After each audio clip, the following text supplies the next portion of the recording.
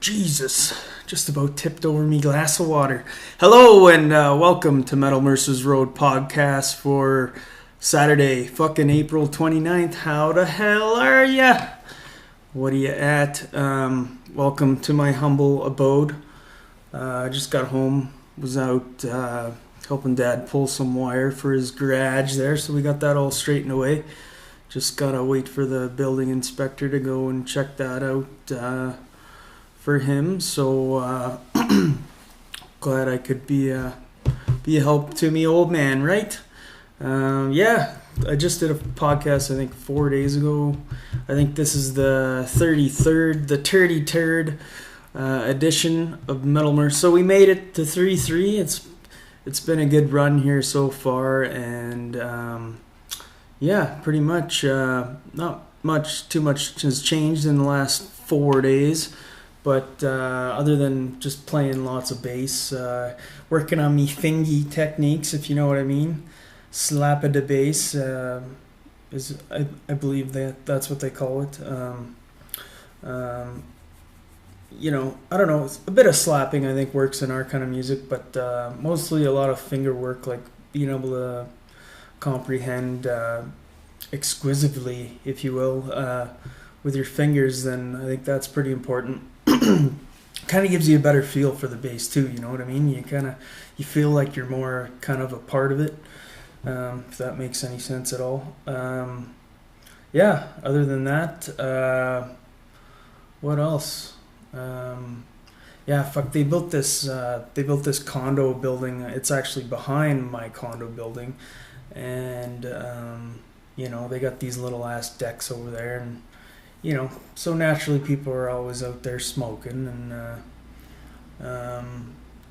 you know, so you can kind of pretty much see them from your kitchen. So there's not much privacy, if you know what I'm saying. So I don't know how people smoke, man. I don't know.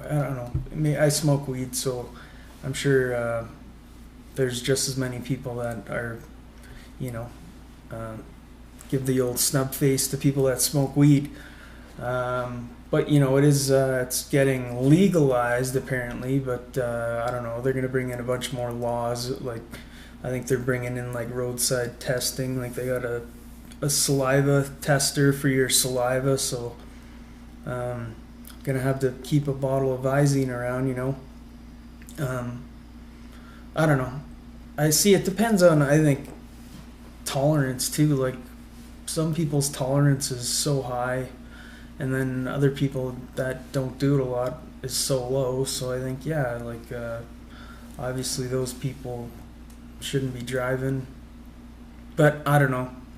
I always found weed kind of makes me focus a little more at times, you know, and other times it can make me all scatterbrain and not know what the fuck's going on at all. So yeah, other than that, I haven't been to a show in a little while. Really hope to be getting out soon. I got offered a job it was like contract work, but they wanted me to go out of town and just kind of subcontract through them. But I kind of was in negotiations with a guy, and it didn't really work out. I tried to negotiate a little bit of a higher wage, and he wasn't digging that, so here we are at a standstill. And we all know what those are like, right? Yeah. One thing about my cat, he likes to jump up on things, and like I got this thing set up in my spare bedroom there, and he jumped up there and just about went right through that fucking thing. So I heard Sentient's got a new bass player, so congrats for them, Edmund and those guys. I'm glad they found a bass player, because they're a killer fucking band, man, and they're on for Loud as Hell as well, so hopefully they can get up to par for fucking Loud as Hell August long weekend. Really looking forward to that. Yeah, made a fucking pizza today. What the fuck? You don't fucking care about that, do you? Um, I tell you, man, I don't know. My little cousin got his learners today, so that's fucking pretty sweet. I remember, you know, when I first got my license and had a few fender benders here and there, and I think I told that story before where I hit this family that was coming out of the drive-through at CB's during lunch hour at my fucking $3,000 or 3,000 population school that I went to, St. Francis, and I had some dingers. I remember one time my buddy, I won't say his name, but anyway, he was calling me all during the day, and he called me at like 10 o'clock a.m., you know, hey, what are you doing, man? Let's go drinking and shit. And I'm like, fuck, man, it's so early. It's like 10 a.m., so like, I'm not ready to go fucking drinking yet. So I'm like, call me back. So he calls me back around like 3, and by this time he's getting pretty fucking hammered, and he's like, you know, Jesus, I'm losing my train of thought here. Anyway, he calls me back. He keeps calling me back. Calls me back at like 7, and I finally go meet him, and I meet him at a 7-Eleven, and he's fucking all hammered and shit, and he's in the 7-Eleven. He's like hitting on the girl, and you can see him like by his body language, he's all slouching and fucking slurring his words and shit. And he comes out of the convenience store, and they basically kick him out of there. He comes out and he's driving his car, right? And we're like, fuck, you know, let's just call him, I don't know, Melvin. Sure, yeah, fuck, Melvin is gonna be his name. Like, fuck Melvin, like you can't be fucking driving like that, man. Do you want my girlfriend to drive? And I was seeing this girl at the time, and he's like, no, man, I'm good. And I'm like, all right, well, we're gonna go to my buddy Jason's house, and there, I used his name, so there you go, cat's out of the bag for that one. And I went to Jay's house, and we're at Jay's house, and he's like literally like chugging this bottle of Captain Morgan. This guy Melvin, he's like fucking hammering back this like chugging it, right? We're like, holy fuck, man. He had a brand new bottle, and now he's down to like whatever, like 3/4 of a bottle, like a 2.6. And so he fucking plows that back, and then we're like, well, we haven't even started drinking now, like me and my friends, and I was with my girlfriend at the time, and her friend was down from Red Deer, and so we're like, man, like my girlfriend should really drive your car. No, man, I'm good, or whatever. And he gets in his car, and we drive up to we're going to the liquor store, like through this community, Sandstone or whatever, and we're like leading the way, and he's like following us behind. He's behind us, but he's like swerving up on people's driveways, like knocking over real estate signs and shit, and like knocking over people's mailboxes and fucking recycling bins on the side of the road. And like we get to the liquor store and shit, and we go inside, and we're all inside there like picking out our drinks or whatever. We're young, man. I think we're like fucking 20 or 18, somewhere around there, 19 maybe. So next thing you know, we like look out through the liquor store window, and fucking Melvin is sitting there like leaning up against his car, and he's pounding this fucking 2.6 back again. And like by now he's like more than half gone that, and he's already been drinking all day, so he's fucking shit faced. And he like jumps back into his car and rips out of the party. He backs up. I think he backs up into the pole, pulls out, drives. He jumps over the center meridian out of the parking lot, like, and then he bangs a right and starts driving down the wrong side of the road. And I'm like, holy shit. We all jump in my truck, and we pull back out, and we're like pulling out of the parking lot, and I'm like, fuck, I'm not going to follow that guy. I'm going to go the opposite fucking way he does. And I pull out of the parking lot, jump the center meridian, go left, and I pull up to this red light. I get a red light naturally, of course, fucking And then I'm like watching him through my rearview mirror, and I can see him, and he's like his tail light. I can see his tail lights driving away from me, and then all of a sudden, I see him swing around, and his fucking lights are coming towards us. And I'm like, holy fuck!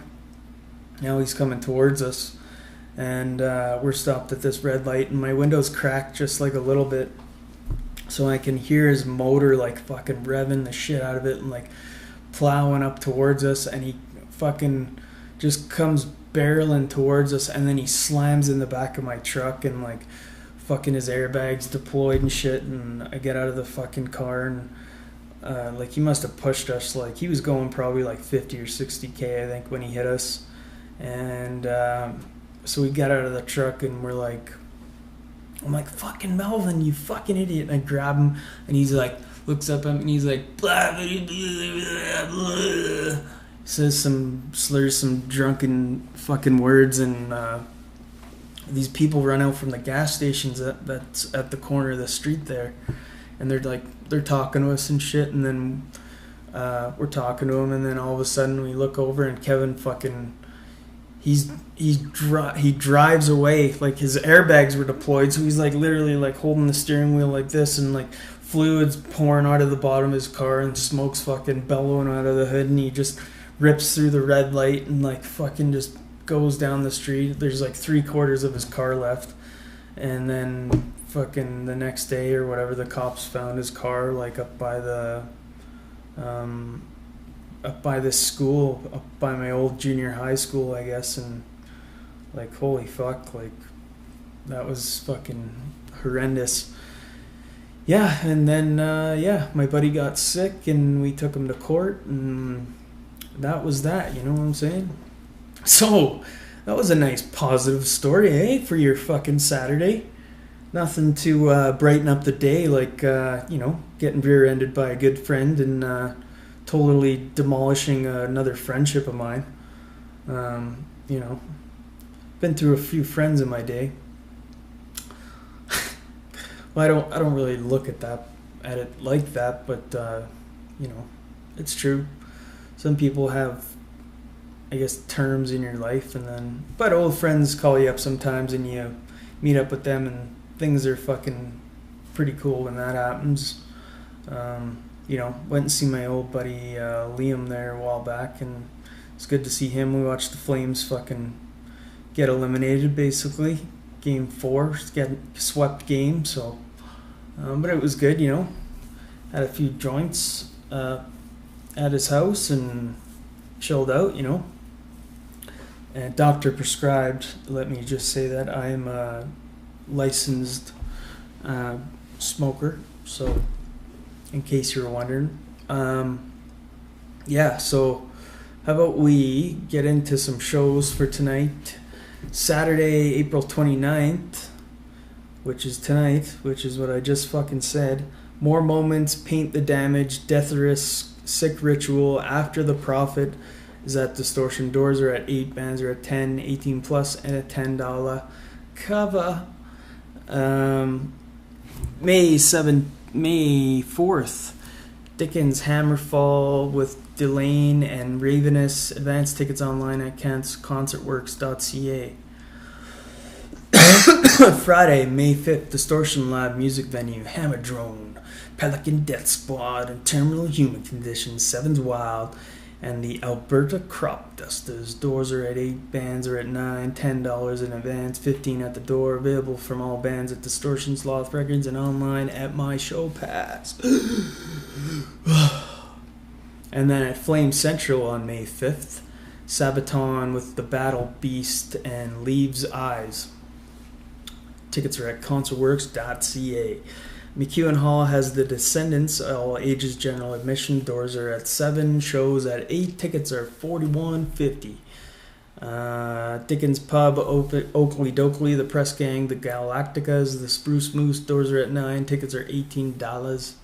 Monday, May 8th, Dickens Pub, HED, PE with Kayaktus, Pervcore, and Iron Lion.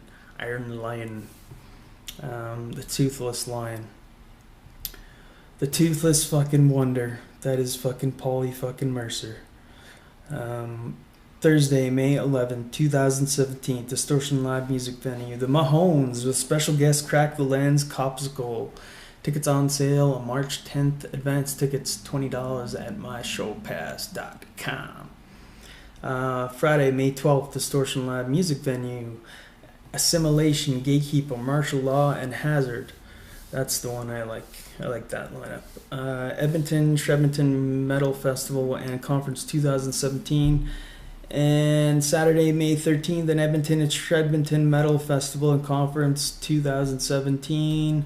And that goes on the Sunday as well. So Crepitus looks like they're playing there. Bleed, Scarlet, Serenity, Disturb the Dead. And that's all up in Edmonton. So that takes you about 2 weeks up in advance, and hopefully you're getting out to see some shows. Hopefully you put a few dollars away if you currently are unemployed like my fucking sorry ass. Totally, if you know what I'm saying. So, I guess the U.S. is bitching about our softwood lumber. I have no fucking idea what the fuck. Softwood? Is there such a thing as softwood? Either you got wood or you don't got wood. You got limp wood. You got this limp dick all up in your face. What the fuck do you want from me? I don't have much to talk about. I just did a fucking podcast 4 days ago, so, but thanks for tuning in. If you did listen, I don't think anybody listened to the last one, so that's how fucking popular I am. Nobody gives a shit what old Polly Walnuts has to say, I guess I don't know. I guess I don't care that much, but, it would be cool if a few people listened. I guess I would have to tighten this ship up, I guess, and try and make it a little more entertaining, but, I was swinging for the fences anyway, right? I had a nice steak dinner today, if you give a shit about that. Medium rare. The steaks were delicious. Me and Mutter cooked them. They were awesome after we straightened away the garage for Dad there. And, other than that, the Flames are looking to build a new arena. But before that, let's read from... We're going to read a little chapter from Don't Sweat the Small Stuff. And it's all itsy bitsy small stuff. Alright, so come on in. I saved you a little seat. Wouldn't it be sweet if I had remember that show, The Friendly Giant, where he had the little chair in the fireplace or whatever, He had the big fucking giraffe, or whatever it was, he would feed through the window. Alright, so we'll flip to a random page. Just say when. Alright, right there. Alright, so this is a reading from Luke. No, I'm kidding. This isn't the Bible. The book. It's by Richard Carlson. I read a little something from it last week, or last podcast, on the 32nd edition.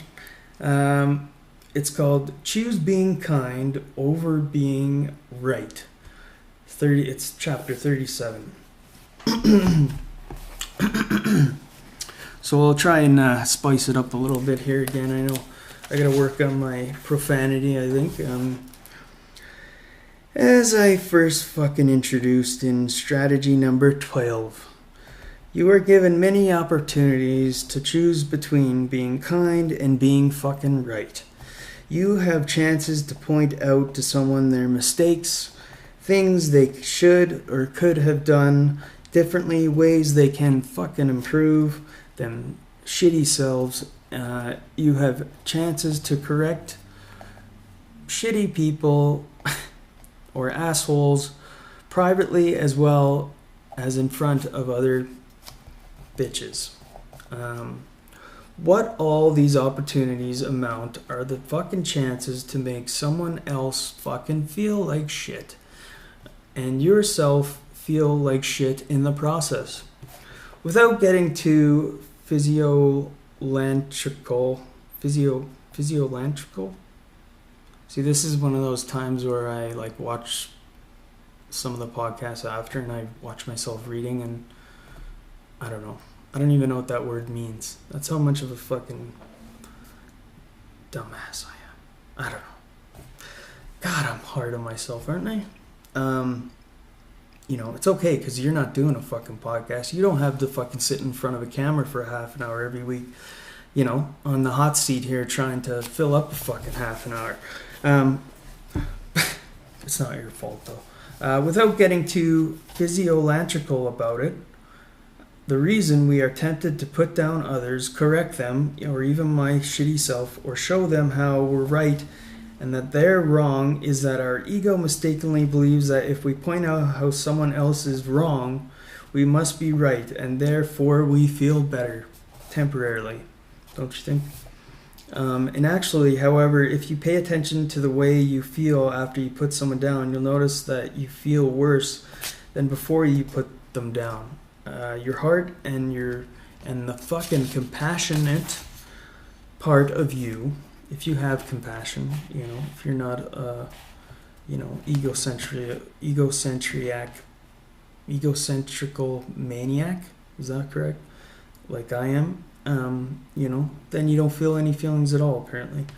Part of you knows that it's impossible to feel better at the expense of someone else.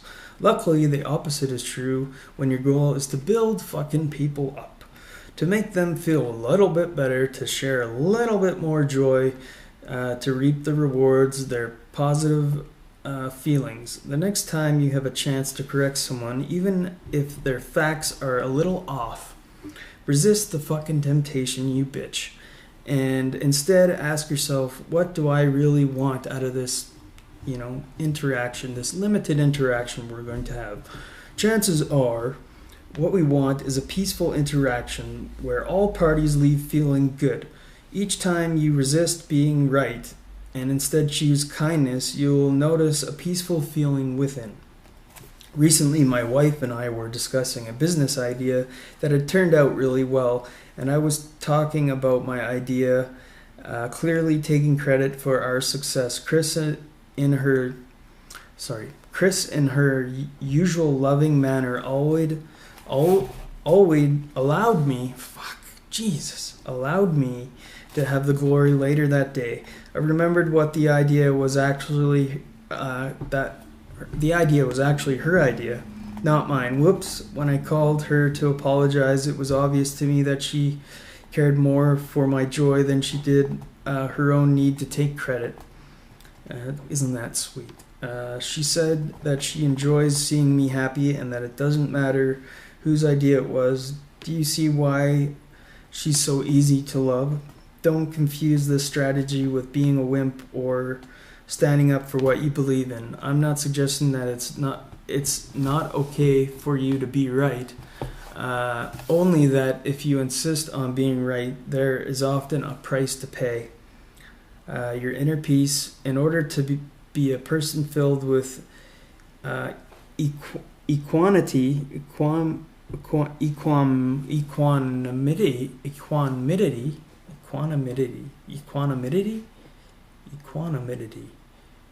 you must choose kindness over being right most of the time. The best place to start is with the next person you speak to.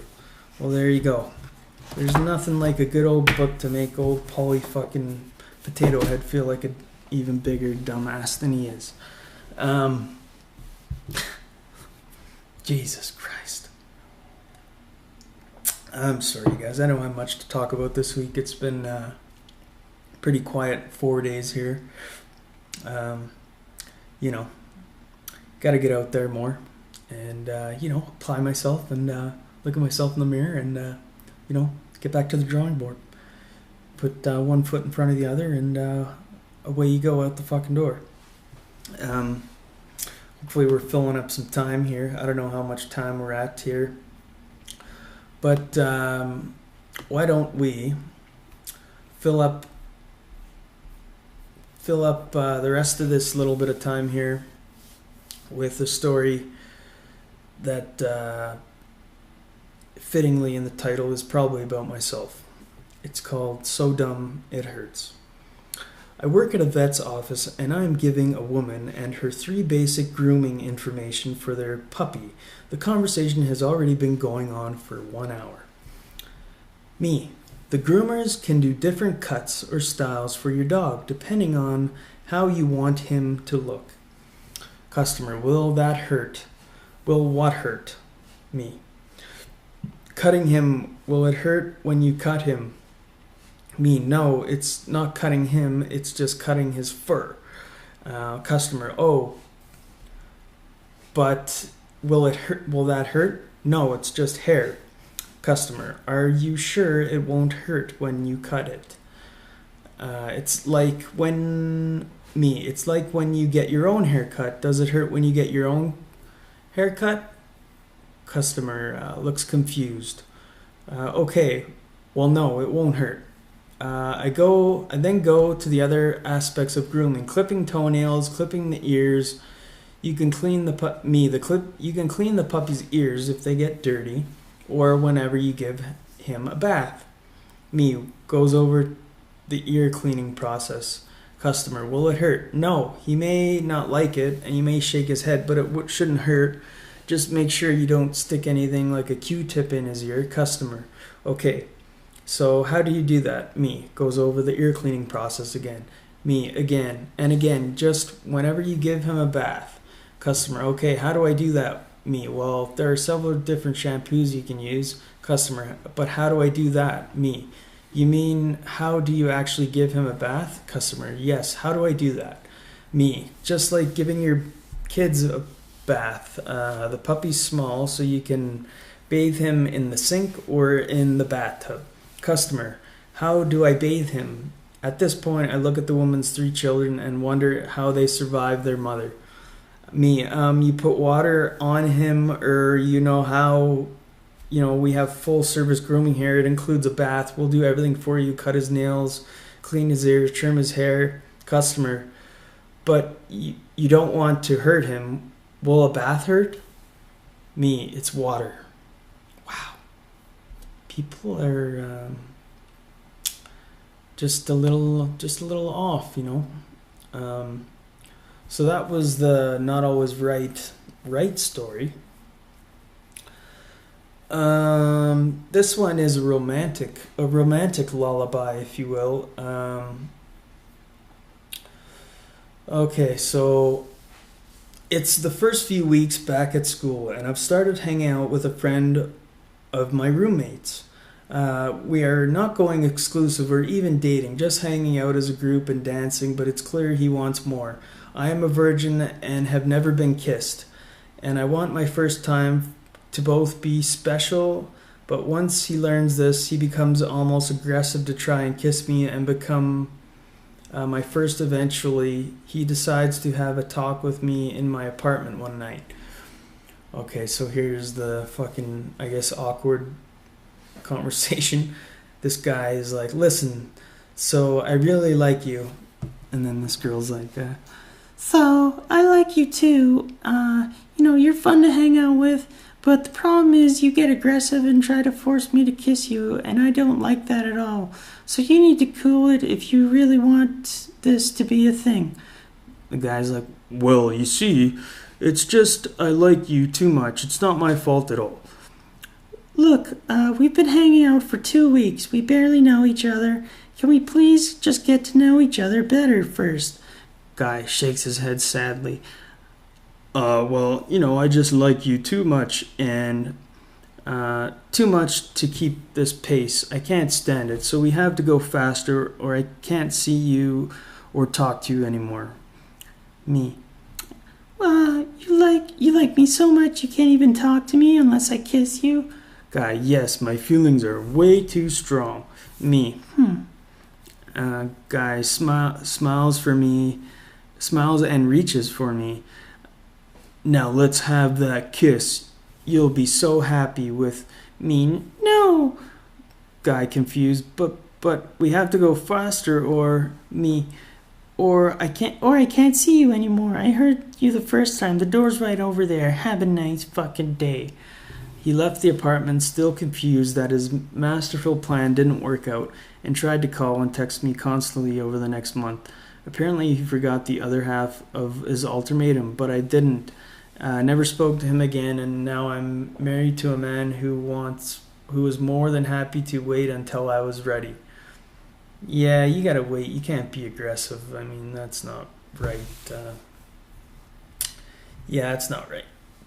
Putting somebody in that situation. That being said, I've heard some girls like aggressiveness. That's probably a little bit true too. So I mean, is there a line there? I have no idea. I don't know. I just kind of wait till the time's right. I think if she's not into it, then what are you gonna do? There's nothing you can do, other than if you want to go to fucking the Reitman Center or whatever, see some of your buddies in there in the slammer, so I don't think anybody really wants to do that. So I mean, she says no, it's no. You're back to fucking old fucking slappy day fucking ball base, I have no idea. I have no idea what time I started this podcast. Okay, let's end with this one. This will be the last one. Totally killing it at this relationship. I'm watching a TV show about a brilliant pathologist, and his partner. A keen detective. The detective is having a romantic evening with her boyfriend, but keeps getting distracted by her serial killer case. Her boyfriend is very understanding. My platonic life partner is in the other room. I call out to them. Me. Date a guy who lets you talk about serial killers. Partner. What? The detective. Her boyfriend's awesome. Partner. I too went through a serial killer phase. Me. Silence. Partner. That's not what I meant. I just meant I read a lot about them when I was younger. Me. Sure. I don't know. That was fucking lame, don't you think? Let's see. Make my heart skip a beat. My boyfriend gives me a super passionate kiss, and I push him down on the bed for more kisses after I let him back up. Boyfriend, what was that for? Me. You just get the best out of me. Boyfriend, what do you mean? Me. You make my heart flutter. Boyfriend, that's not hard. You have a heart issue. Boom. And that will fucking end this fucking horrific podcast in a 4-day fucking week that I am. But I did get up to par, so now I'm even again, back on track with the Metal Mercers Road podcast. Hope you're having a good week, and you don't have a fucking flat tire, or you're not in some fucking horrendous fucking relationship, like so many I've been in.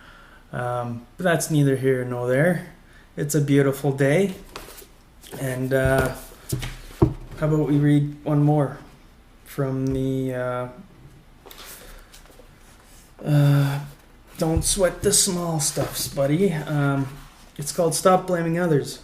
When something doesn't meet our expectations, many of us operate with the assumptions, when in doubt, it must be someone else's fault. You can see this assumption in the action almost everywhere you look. Something is missing, or someone else must have moved it. The car isn't working right, so the mechanic must have repaired it incorrectly. Your expenses exceed your income, so your spouse must be spending too much money.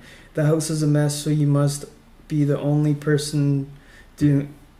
The house is a mess, so you must be the only person doing your part. The project is late, so your colleagues at work must have not done their share, and it goes on and on. Place and blame. This type of blaming thinking has become extremely common in our culture. On a personal level, it has led us to believe that we are never completely responsible for our own actions, problems, or happiness. On a social level, it has led to frivolous lawsuits and ridiculous excuses that get criminals off the book. When we are in a habit of blaming others, turn the page. We will blame others for our anger, frustration, depression, stress, and motherfucking unhappiness. In terms of personal fucking happiness, you cannot be peaceful while at the same time blaming others for your being an asshole. Surely there are times when other people and other circumstances contribute to our problems, but it is we who must rise to the occasion and take responsibility for our own happiness. Circumstances don't make a person, they reveal him or her. As an experiment, notice what happens when you stop blaming others and for anything and everything in your life. This doesn't mean you don't hold people accountable for their actions, but you hold yourself accountable for your own happiness and for your reactions to other people and circumstances around you. When the house is a mess, rather than assuming you're the only person doing your part, cleaning it up, when you're over budget, figure out where you can spend less money. Most important, when you're unhappy, remind yourself that only you can make yourself happy. Blaming others takes an enormous amount of mental energy. It's a drag-me-down mindset that creates stress and disease. Blaming makes you feel powerless over your own life because your happiness is contingent on the actions and behavior of others, which you can't control. When you stop blaming others, you will regain your sense of personal power. You will see yourself as a fucking choice maker.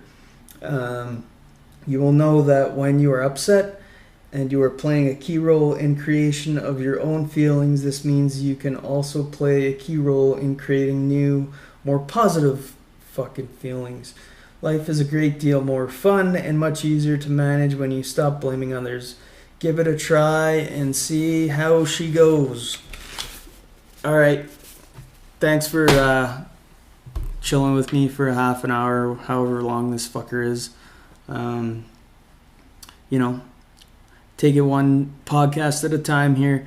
So have a fucking awesome week. Keep real. All the best to you and your loved ones. Have a good one. Well, peace out. Rocking down. We'll see you next week. Thanks. Bye.